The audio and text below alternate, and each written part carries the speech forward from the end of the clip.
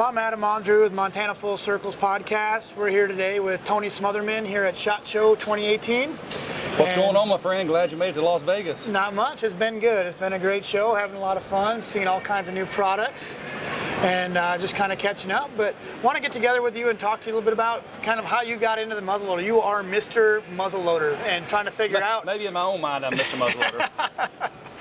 Just trying to figure out kind of what got you into muzzleloader hunting. You know, I tell you, man, so as a young man growing up, and of course you can tell by my voice, I'm from the South. I'm a Southern man. Well, was a Southern boy there, obviously, at one time. And growing up in the South, when I was a young man, there wasn't a whole lot of deer hunting going on. My dad was a houndsman. My dad was a dog man. He loved to have hounds and listen to hounds running. And I know you are the same way, because I know you hunt mountain lions and things with dogs out there where you guys are from. But I grew up as a coon hunter, yes, it's not as glamorous as hunting big deer and stuff that we hunt today, but truly, we fed our family by coon hunting. Not that we eat every coon that we harvested, but fur trade was really big back when I was a young man. So we supplemented our income by coon hunting and harvesting those pelts, and we go to fur trade day every year, and that's how we made some of our money back for a living. To fast forward through that, so that's kind of how I got my start in the outdoors, was through my dad introducing me to coon hunting.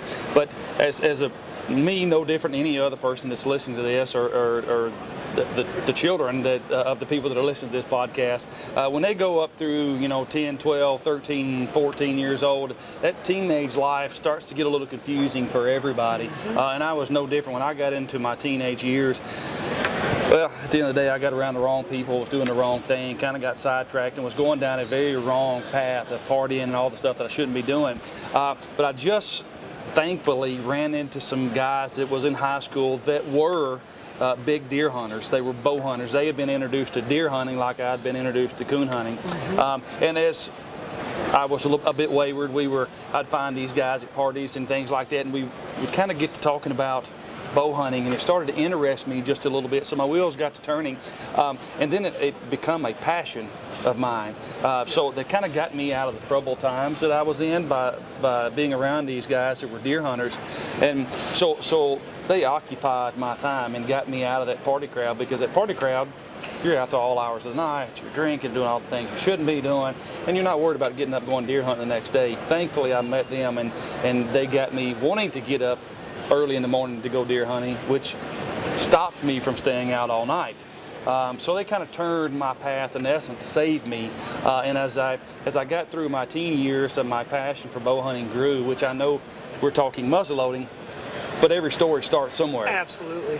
So I started bow hunting a whole lot, and I got up after graduating high school, and I got to thinking that, man, you know what, if it wasn't for these dudes inadvertently teaching me about bow hunting and deer hunting, there's no telling where I could be at this point in my life. I could have really, at 20 years old, been off on some craziness, could have been in jail, who knows, if I would have continued on down that path.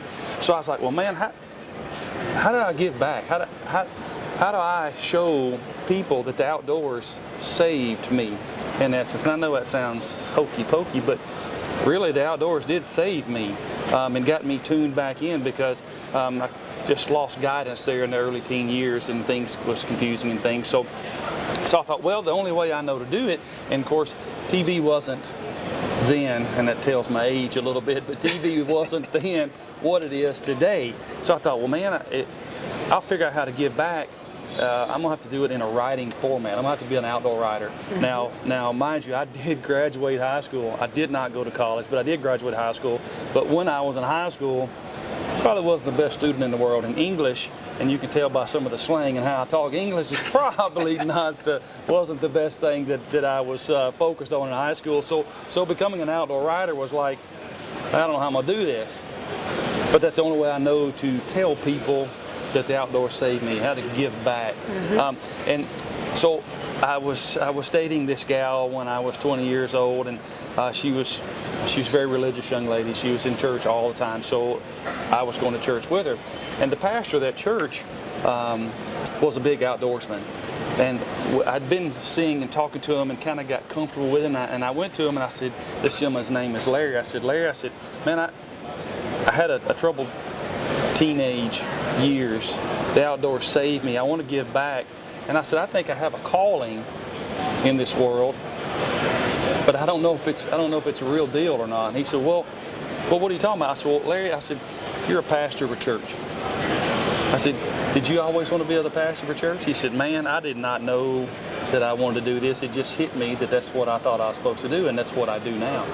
I said, well, Larry, I said, I got to be honest with you. I said, I think at the end of the day, I think I'm supposed to be something in the outdoors, for the lack of better words, and this is I guess a bit of a abused word or a phrase, but I said, I think I'm supposed to be some sort of professional outdoorsman. I said, because I want to give back and tell people how good the outdoors has been to me, because it really straightened up my life. And as we all know, everybody that's listening here today know, there's a lot of vices in this world that pulls youth and, well, everybody of age in a lot of different directions, and it could be in bad directions. But if you're focused on the outdoors and taking time and part in the Mother Nature that the man upstairs created for us to enjoy, and of course you live in, with obviously Montana full circle, you live in some of the most beautiful country in the world. Absolutely. And I've dreamed of being there for years and years and years, so I love the outdoors, and you know that as well as anybody because the country that you live in. Yeah. So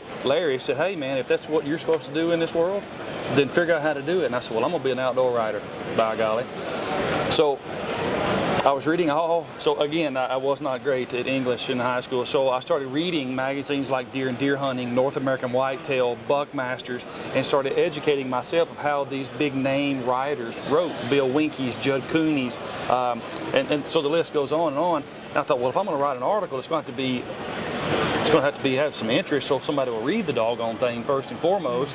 And if I'm going to do that, I'm going to have to write about a big buck, because all these magazines are about big bucks, and that's what I enjoyed reading about. I was like, well, I'm going to have to figure out something. I'm going to have to go shoot some big bucks. Well, again, I'm from the volunteer state of Tennessee. We didn't have big bucks. We had deer. We didn't have big bucks. So I started looking into the states where all the big bucks come from, and that was Ohio, Indiana, Illinois, Iowa, Kansas. Well, when I started hunting, other than bow hunting, I was hunting with a 270 bolt action rifle, because that's what we had that's what we was allowed to use that in our home state there, Tennessee. But those areas where the big bucks come from, there was no centerfire. Muzzleloader or shotgun. Muzzleloader or shotgun. And I was like, well, crap, what am I gonna do here? I'm gonna shoot big bucks and write articles. I gotta be where they're at, but I can't use the weapon that I have.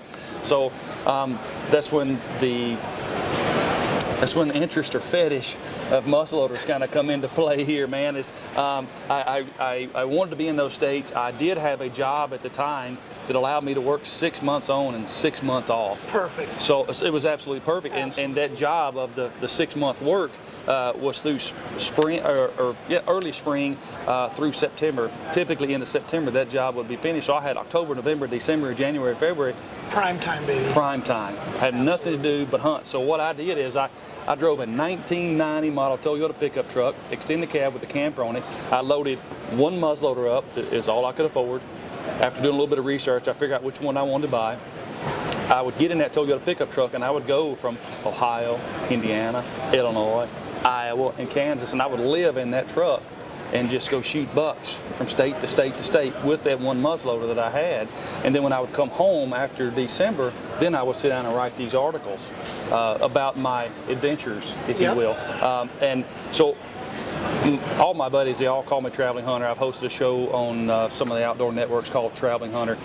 And it all started there because I was a traveling hunter, so that I could write articles, so that I could tell people that read the magazines how fun and what an amazing place the outdoors is. Hopefully they would too see my passion for it and create a passion for them, in essence. So I started writing for a local publication called Tennessee Outdoor News, and eventually over time, over a period of years, I eventually ended up buying that publication and owned Tennessee Outdoor News for 10 years. Cool. My wife and I ran that publication for 10 years.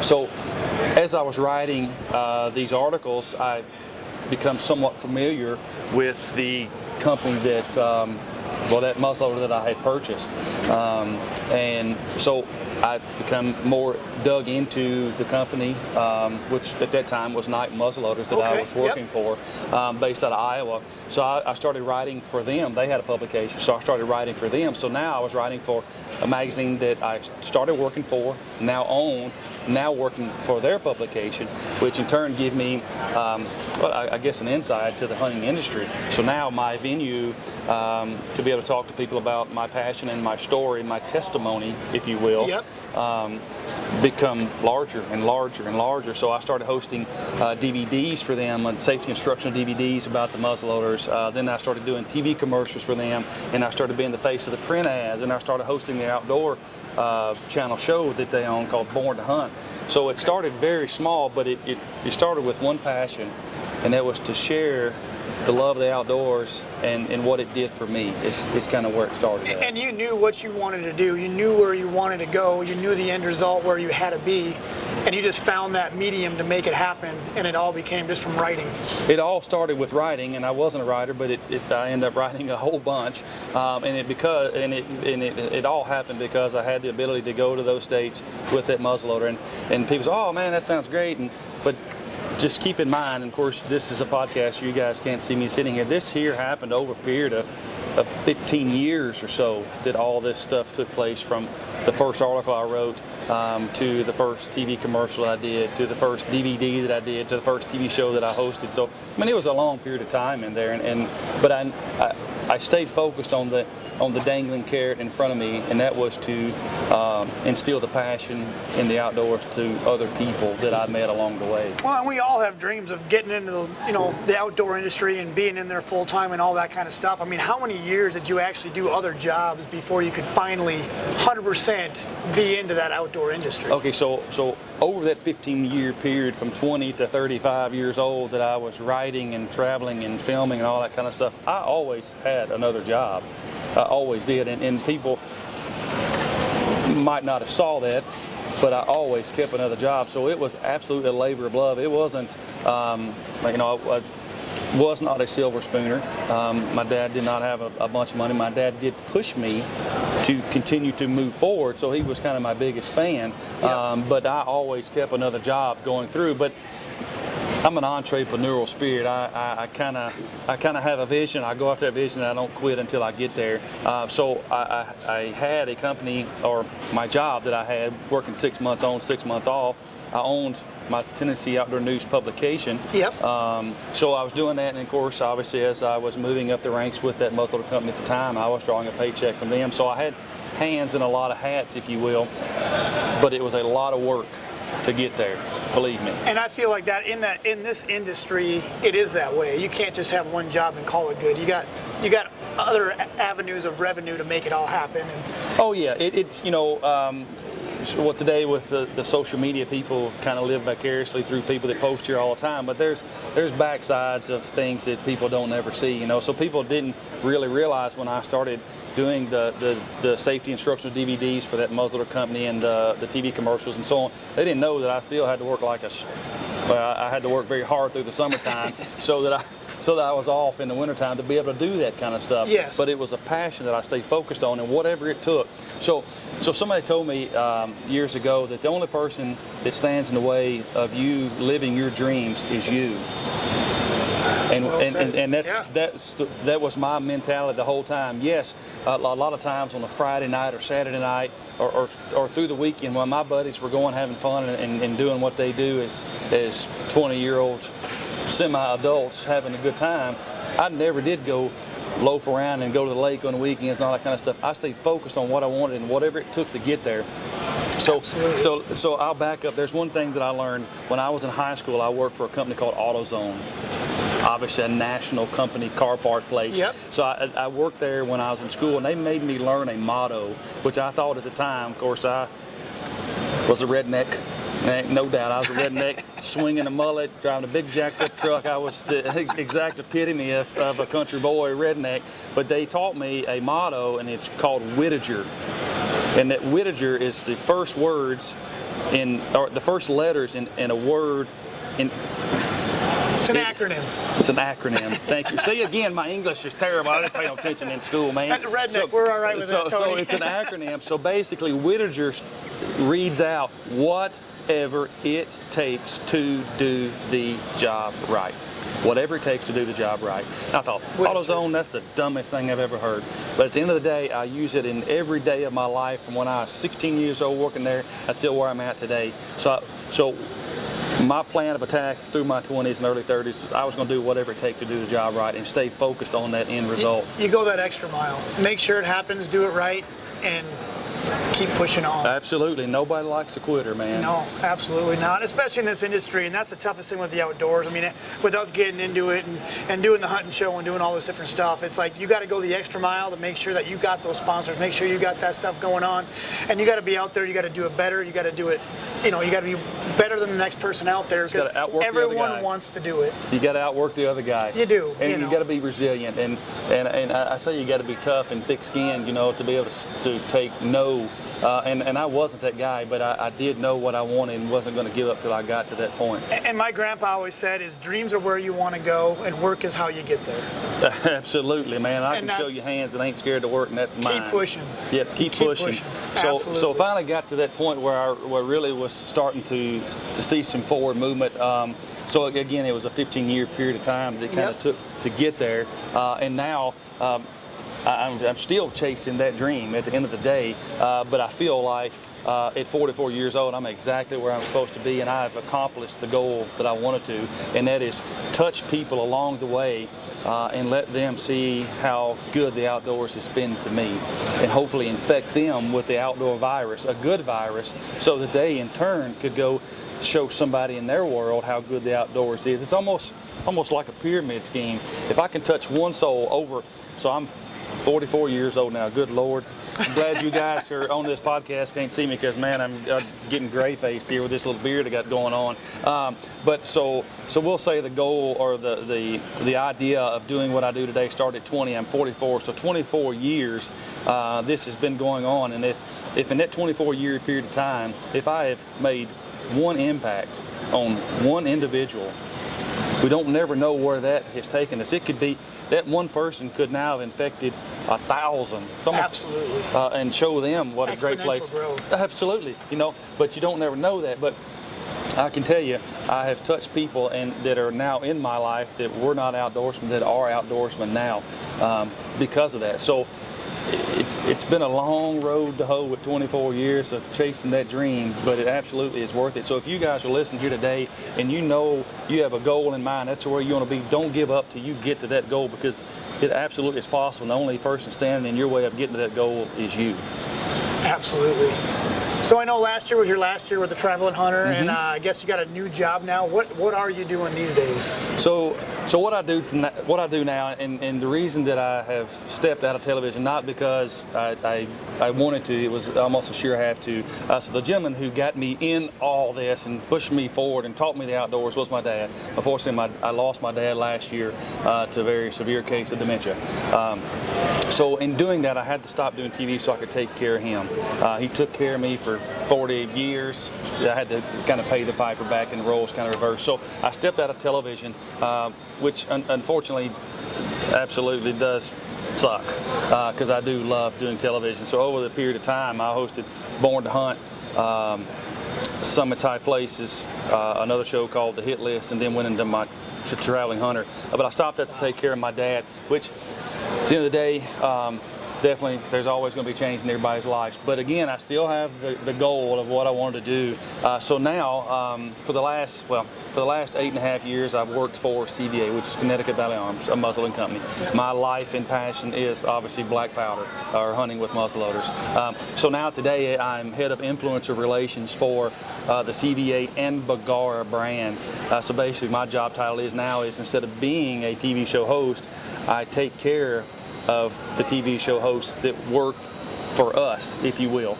So a kind of a liaison for the brand to help guys out that are, doing what I used to do. Because number one, I've been in their shoes for a long time. Now it's my turn to pay back and help them reach their goals Yep. at the end of the day. Awesome. That's awesome to be able to help push these people who are chasing their dreams. You already went through this whole thing. It's been your dream, and now you can help them reach their dreams. I mean, how phenomenal is that? That's exactly right. So my job here as influencer relations is I help outdoor riders, Yep. outdoor TV shows, professional shooters, and then handle our pro staff across the country. So everything that I've been, well, of course I wasn't a professional shooter, but everything I've been in my life through this 24-year period of getting where we're at today, I have been that, and I'm helping the people that are doing exactly what I did. So I know their side of the table, which helps me be able to help them, in essence, help us and achieve their goals as well. So you've been doing all this muzzleloader hunting for all these years, and now you're working with Bergara, which actually is, center fire rifle. So what are you going to start turning into more rifle hunting, or what's going on? Well, so Bergara is a bolt action rifle manufacturer. Originally, we were a barrel manufacturer for the CVA muzzleloaders that I love so very much, but because of the growth of our company in barrel manufacturing, obviously we're now making bolt action rifles. So yes, things are changing for me in my world. So I'm back into doing centerfire stuff that I haven't done in 20-something years. But at the end of the day, the rifles we manufacture, an absolutely amazing rifle. And for the last 2 seasons, I have been hunting with a centerfire, which I haven't done in a long time, which at the end of the day, I kind of like, because I ain't got to clean after every shot. I mean, I got to be honest with you. And you can reach out there and touch some stuff. I used the B14 this last year. Got a beautiful moose up in Alaska. We got deer, we got elk, we got antelope. We had a fantastic time. We were using the B14 Hunter, and I just came and I saw a whole new Premier Series. So what do you guys got going on now with these Premier Series rifles? So yes, Adam, you're absolutely correct. So you guys can't see this, but we're in Las Vegas, Nevada at the 2018 SHOT Show. And SHOT Show stands for Shooting, Hunting, Outdoor Trade Show, which is where pretty much all the products from every outdoor company gets released into the market. So today here, this is day 3 of the show. We have 3 new guns that are kind of our flagships, and in the Bergara family we have in essence two tiers. We have the B14 series of rifles and the Premier series of rifles. The Premier series, so let me back up just a little bit. So the B14, the name Bergara is Bergara, Spain, and you go, yeah, that's overseas, it's not made in USA. But in Bergara, Spain, the town of Bergara is nothing but high-end gun manufacturers. There's no facilities in that town other than high-end gun manufacturers, which is where our barrel stuff started at. So the B14 stuff is totally made over there. We make everything on that gun: barrel, stock, trigger assembly, bolt, butt pad, everything. But in the Premier Series, now our company also is based out of Lawrenceville, Georgia. The Premier Series is built 100% in the United States of America, oh, wow, in Lawrenceville, Georgia, and we build everything on that gun as well. And typically, it is one gunsmith building that entire gun. So it's a stainless steel action, stainless steel barrel, a fluted bolt, and of course the stocks are vary from carbon fiber to a molded style stock to a hand-laid fiberglass stock. We build everything on those guns. And the really cool thing about them is, and of course it'd be great to be able to see them, but this is a podcast, so you can't put your hands on them. But the cool thing is you hear, man, I sure hope my gun wasn't built on a Monday or Friday. Well, with the Premier series of guns, when that one gunsmith builds that gun, then that gun is then taken to a range by one of our shooters, a human being shooting that gun on a range in normal situations with factory loads that can be bought off the shelf. So when you get that gun, it shows up at the gun dealer or comes through an FFL to you, or whatever the case may be. There's a card and a target on that gun showing you the exact group that gun shot, the exact guy who shot that group, what bullet it was, what load it was, what the weight of the projectile was. It tells you everything. So when you pick up a Premier Series Bergara rifle, whatever it is, whether it's a mountain rifle, HMR Pro, and Approach, no matter what that Premier Series is, you know exactly what that gun will shoot before you leave that gun store with it. So it's basically a custom rifle that you can actually go down to your local gun shop and buy. 100%. Or will be. Yep, absolutely, absolutely. That's fantastic.